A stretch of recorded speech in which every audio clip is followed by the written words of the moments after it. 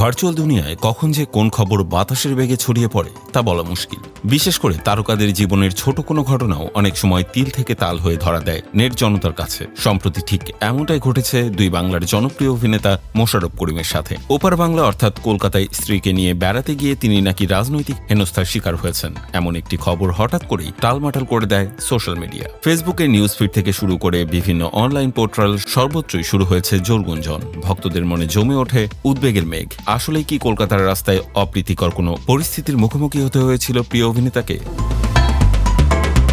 ঘটনার সূত্রপাত ঘটে একটি ফেসবুক পোস্টকে কেন্দ্র করে। সামাজিক যোগাযোগ মাধ্যমের সেই পোস্টে দাবি করা হয়, স্ত্রী ও সহকর্মী রোবেনা রেজা জুইকে সাথে নিয়ে মোশাররফ করিম যখন কলকাতার রাস্তায় ছিলেন তখন কিছু আওয়ামী লীগ সমর্থিত ব্যক্তি তার পথ আগলে দাঁড়ায়। শুধু তাই নয়, তার সাথে বেশ আপত্তিকর ও অশালীন আচরণ করার চেষ্টা করা হয় বলেও সেখানে উল্লেখ করা হয়। রাজনৈতিক অস্থিরতার এই সময়ে এমন একটি সংবেদনশীল খবর মুহূর্তের মধ্যেই ভাইরাল হয়ে যায়। নেটিজেনদের একাংশ এই ঘটনার তীব্র নিন্দা জানাতে শুরু করেন। জল এতদূর গড়ায় যে মূলধারার বেশ কয়েকটি সংবাদ মাধ্যমও ঘটনার সত্যতা পুরোপুরি যাচাই না করেই তড়িঘড়ি করে নিউজ পাবলিশ করে বসে।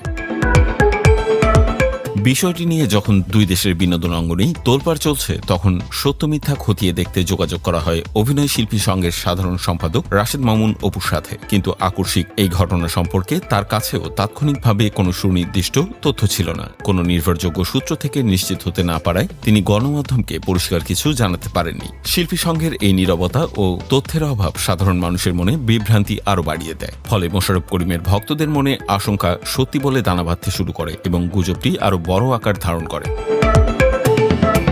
অবশেষে সব জল্পনা কল্পনা আর গুজবের রাজত্বের অবসান ঘটিয়ে কলকাতা থেকে মুখ খোলেন স্বয়ং মোশাররফ করিম। একটি নামী গণমাধ্যমকে দেয়া এক সাক্ষাৎকারে তিনি স্পষ্ট ও ক্ষোভ ও বিরক্তি প্রকাশ করেন। অভিনেতা জানান, সোশ্যাল মিডিয়ায় যেভাবে পুরো ঘটনাটিকে ফুলিয়ে ফাঁপিয়ে এবং রং চড়িয়ে উপস্থাপন করা হয়েছে, বাস্তবে তার বিন্দুমাত্র সত্যতা নেই। চটকদার ভিউ ও সস্তা প্রচারণার সাথেই এই গল্প ফাঁদা হয়েছে, যা তার কথাতেই পরিষ্কার হয়ে যায়। মোশাররফ করিম বেশ কড়া ভাষায় বলেন, একটি প্রফেশনাল নিউজ বা প্রতিবেদন তৈরি করার জন্য ন্যূনতম যে উপাদান বা তথ্যের প্রয়োজন হয়, এই কথিত হেনস্থার ঘটনায় তার কিছুই নেই। অর্থাৎ সেখানে আসলে তেমন কিছুই ঘটেনি।